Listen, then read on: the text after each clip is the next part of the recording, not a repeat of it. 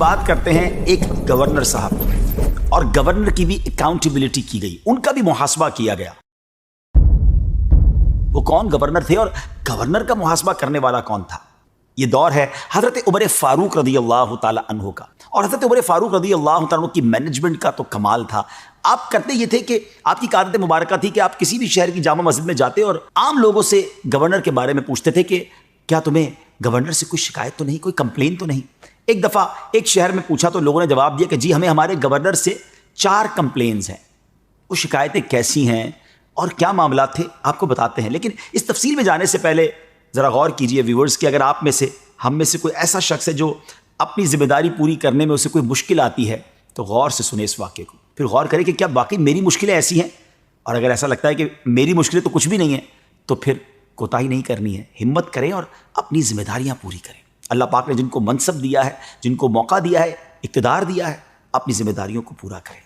अब उस इलाके के गवर्नर कौन थे? हज़रत सईद बिन आमिर रदी अल्लाह तआला अन्हु थे।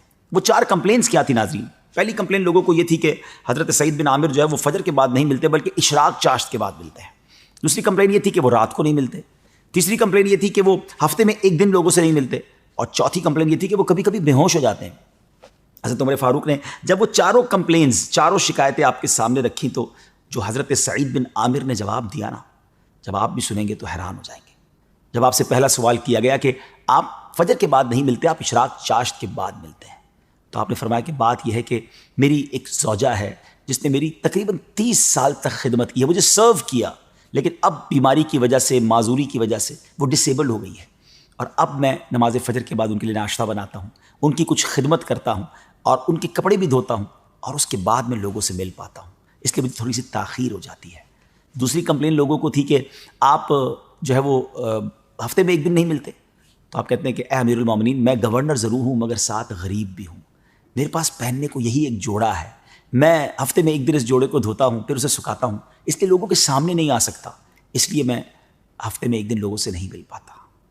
तीसरी शिकायत जो है कि मैं रात को नहीं मिलता, तो हुजूर अब मेरी उम्र ज़्यादा हो गई है, दाढ़ी के बाल सफ़ेद हो गए हैं और मुझे डर लगता है कि कहीं अल्लाह की बारगाह में क़यामत के दिन पकड़ा ना जाऊँ, तो मैं रात भर अल्लाह की इबादत करता हूँ। सारा दिन तो मखलूक के साथ होता हूँ मगर रात मैंने अल्लाह के लिए वक्फ़ कर दी है, वो रात अल्लाह की इबादत में, गिरिया वजारी में, दुआओं में गुजारता हूँ ताकि रब्बे करीम मेरी बख्शिश फरमा दे। लोगों की आंखों में आंसू आ गए, लेकिन फिर भी सवाल किया गया कि हुजूर ये चौथी जो वजह है वो क्या है कि आप अचानक बेहोश हो जाते हैं?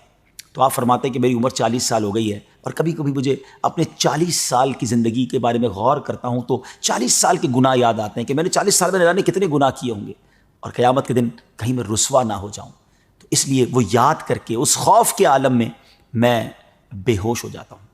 अब ज़रा गौर कीजिए नाज़रीन कि ये है अल्लाह वालों की शान। सैयदना अमीरुल मोमिनीन हज़रत उमर फारूक की बारगाह में आपने फिर ये अर्ज़ किया कि ए अमीरुल मोमिनीन, इन शिकायतों के नतीजे में जो मेरी सज़ा बनती है वो मुझे आप दे दें।